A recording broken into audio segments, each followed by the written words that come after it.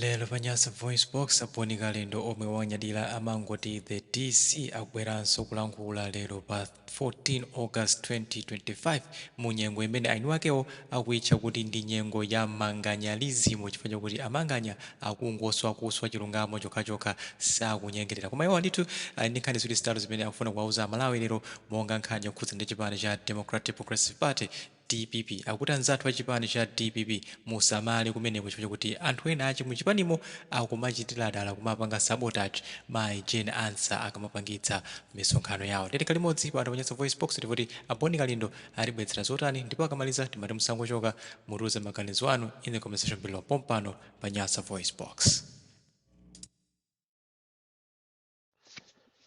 The DC President wanthu osauka woyamba kuno ku Malawi kulankhula mopanda mantha mosasiyapo china chilichonse kungoyima pa chilungamo ompwetekazi mupweteke osangalala asangalale makamaka mu nyengo imeneyi yamanganya Michael Unsi amene akung'alula bwino kwambiri amene wazunguza anthu mitu anthu angobwebweta okha amene akayesa masewera ukamapanga zinthu zachinyengo usamaone ngati aliyense saona pamene ukupanga zachinsisi amakhalanso mulungu atatumiza anthu ache mulungu sapanga mistake ina iliyonse motero kuti Michael Unsi uja kusankhidwa kukhala vice president wa dziko anali mulungu ataona zinsisi mulungu amaziwa chimene akupanga ndipo ngakhale ena ankamuda ngakhale tinkamuda Michaelyo koma mulungu anali ali pa mission. Lero ndisanalowe kwambiri pa zochitika za manganya nthawi imene ya manganyalizimu komanso nthawi yokuti ndi alangizi andale ndikufuna lero ndilowe ku UNIMA University of Malawi Chancellor College kumene ife timati kumalawi kuno tikakhala timanena kuti kumene kuja ndiye kwawo kwa maphunziro ndipo Chancellor College ukangomva zinalo umaziwa kunena kuti woyesa apa ndiye tafika ku maphunziro ngati dziko lino lili ndi anthu ophunzira ena amene anakhalapo ma 6 points ndi ochokera ku UNIMA kumene kumakhala ma lectures komanso nani academicians support staff imene sopano lero kuzera ku administration ya nyuwani iyi yasopano iyi yozera ku ndale popeza ku Malawi kuno timapanga za ndale anthu akudandaula kwambiri ma lectures akudandaula kwambiri support staff nani academicians akudandaula kwambiri kunena kuti management ikuwazuza kwambiri andingati anthu amene wakuzuzana chonji kuli bwanji ana asukulu lero munati mpite ku Chancellor College mukaone mmene akuzunzikira ana inu simungakhulupirire ana ena akumachita kupita ku sukulu kuja ndikubwerera chifukwa cha nkhanza zimene akupangidwa koma mukayang'ana nkhanza zimene sikuti zikungobwera ayi ana amene wawa sikuti akungopanga ayi koma akungopangidwa nkhanzazi ayi koma chifukwa cha environment imene ili ku UNIMA tikunena pano kwatuluka makalata kunena kuti 15% duty allowance imene inakhazikisidwa mbuyo mukuchokera kale kunena kuti anthu azilandira imeneyo yachosedwa sitikudziwa kuti kodi moyo wa lecture komanso moyo wa support staff nani academician ukhala bwanji ndi cost of living ndi ziko tulimene litulomvesa chisoni la chakweratu angopanga zimene angapange kwayang'ana akuluakulu aku administration yo amangoyenda ndi zikoli ndalama likumapezeka kuti kumene account kuja kulibeko china chilichonse kumanena kuti kodi Chancellor College ija ndi yomweyi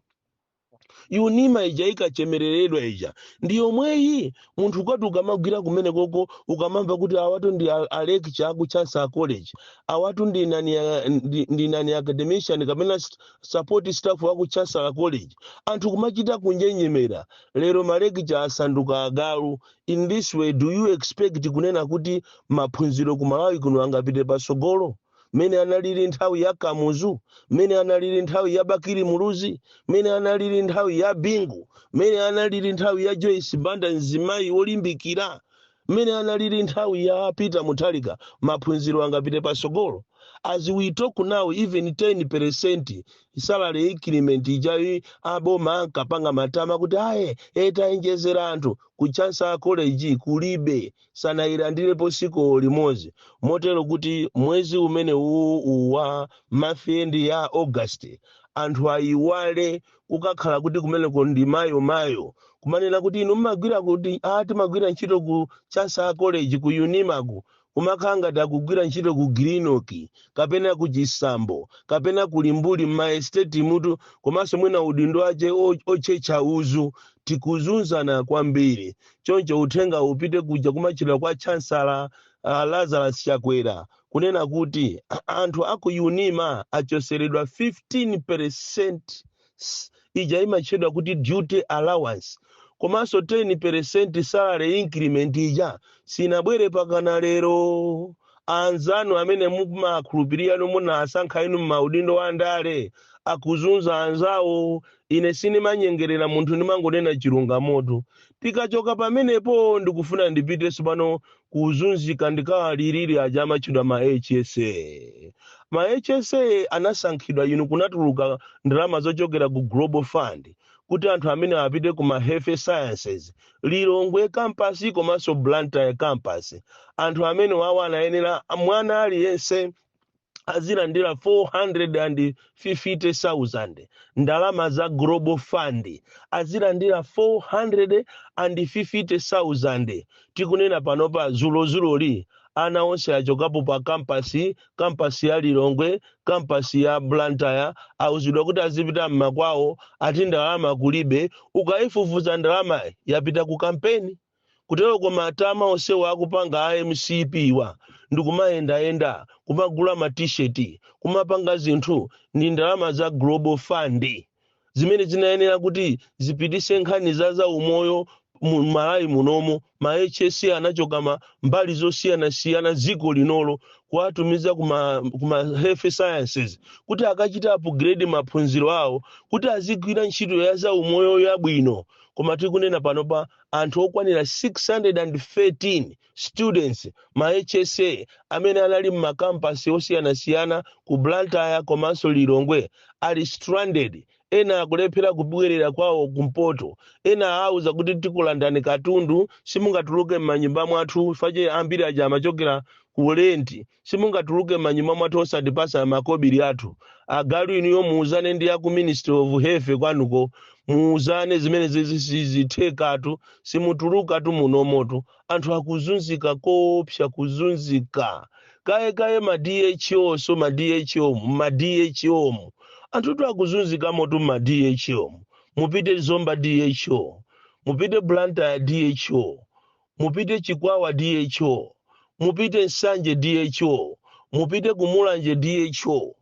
mupite Kumzuzu mupite Kunkhata Bay mukapeza kuti ma DHO even awa akuje akumchinji kuzunzika kwambiri kuzunzika muli katangale woopsa tapita mukaone kitchen imene ikumangidwa pa Nchinji District Hospital kitchen itu simenti yache ya Durai simenti tu ingogandamuka yokha amene kumangogandamuka yokha amene so ndimafuna ndiyalirire anthu amene wa ma HSA amene anayenera kuti alandire ndalama 450,000 pa mwezi ndalama zonse osakhala kuti ndi zanu tuya ndalama zo ndi za Global Fund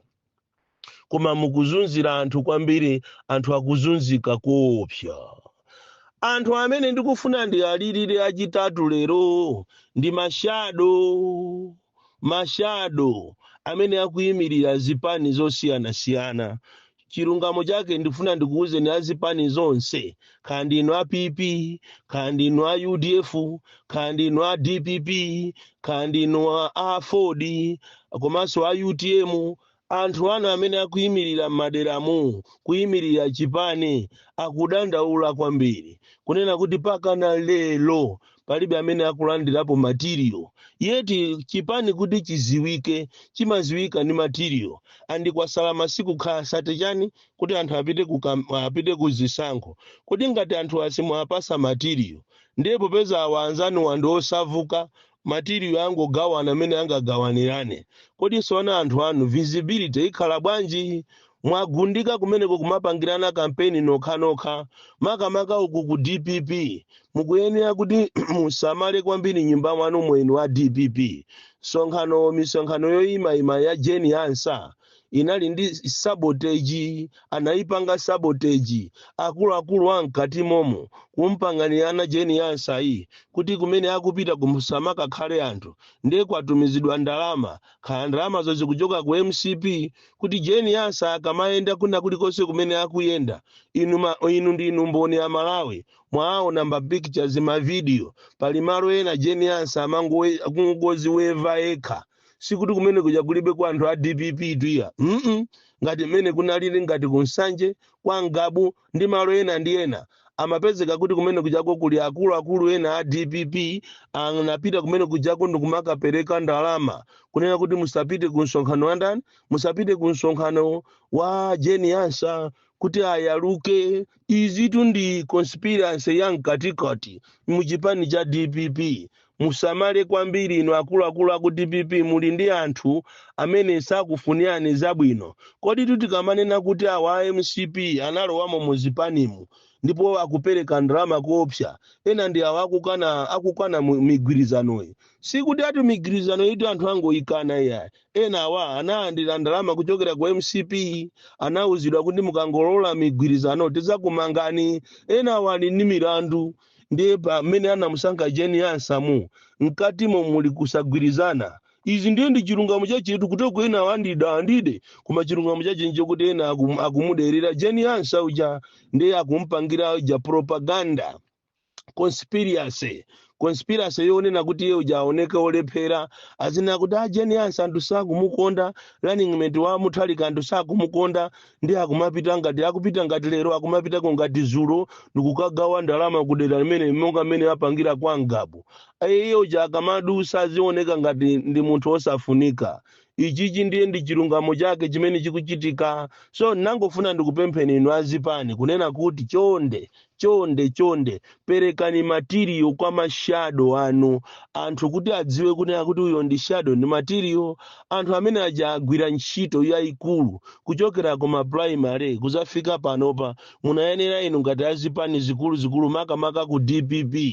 athandizeni ambale azikakuposani oja zache alibe mulandu. Oja zache tunde akupereka naye nsalu. Inde muzanena kuti anali mboma kumabe iya munayenera mupange budget. Inu a UTM iyo ayiperekani ma t-shirt male mutu chilima alipo ndi anthu amalandira nsalu. Nanga inu a DPP ndinu chipani chachikulu munayenera mupereke material. Inu a UDF chimozimozi ya musampangise manyazi cheya atupere Jacob mpereke material kwa anthu anu. Anthu andiyimbira kwambiri ineyo ngati president kuti ndilengeze uthenga umene akulira anthu m'mizimu alibe china chilichonse kaye wongouyambaso ushadow kungofunati atchuke alibe china chilichonse.